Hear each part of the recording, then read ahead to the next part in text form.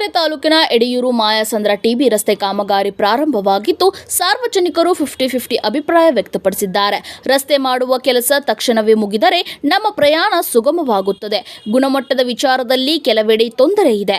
ಹಳೆ ರಸ್ತೆಯಂತೆಯೇ ಆಗದಿರಲಿ ಎಂಬ ಭಯವಿದೆ. ಪ್ರಸ್ತುತ 6 ಕಿಲೋಮೀಟರ್ ರಸ್ತೆ 10 ಕೋಟಿ ವೆಚ್ಚದಲ್ಲಿ ಅಭಿವೃದ್ಧಿ ಹೊಂದುತ್ತಿದೆ.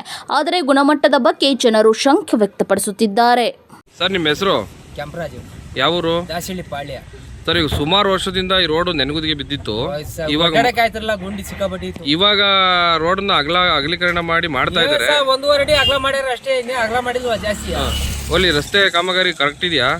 ನೀಡೋ ಮಾಡ್ದಾರಪ್ಪ ಅಂತ ಹಿಂದೆ ಕಾಣ್ತಿಲ್ಲ. ಒಟ್ನಾಗೆ ಆ ಥರ ಕ್ವಾಲಿಟಿ ಏನು ಕಾಣ್ತಾ ಇಲ್ಲ ಇನ್ನು. ಮತ್ತೆ ಮುಂದಿನ ದಿನಗಳಲ್ಲಿ ಮತ್ತೆ ಕಿತ್ತೋದ್ರೆ ಏನ್ ಮಾಡ್ತೀರಾ? ಮತ್ತೆ ನೀವು ಸಾರ್ವಜನಿಕರು ಓಡಾಡ್ಲಿಕ್ಕೆ ತೊಂದರೆ ಆಗಲ್ವಾ? ತೊಂದರೆ ಆಯ್ತದೆ, ಮಾಮೂಲಿ ಗುಂಡಿ ಬೀಳ್ತದಲ್ಲ, ಮತ್ತೆ ಓಡಾಡಕ್ಕೆ ಆಗಲ್ಲ.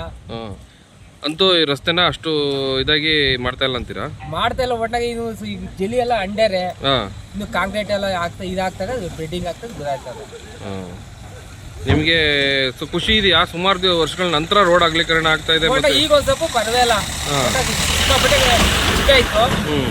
ಈಗ ಒಂದ್ ಸ್ವಲ್ಪ ಅಗಲಾಗಿರೋದು, ಒಂದ್ ಸ್ವಲ್ಪ ಓಡಾಡಕ್ಕೆ ಇದಾಯ್ತು.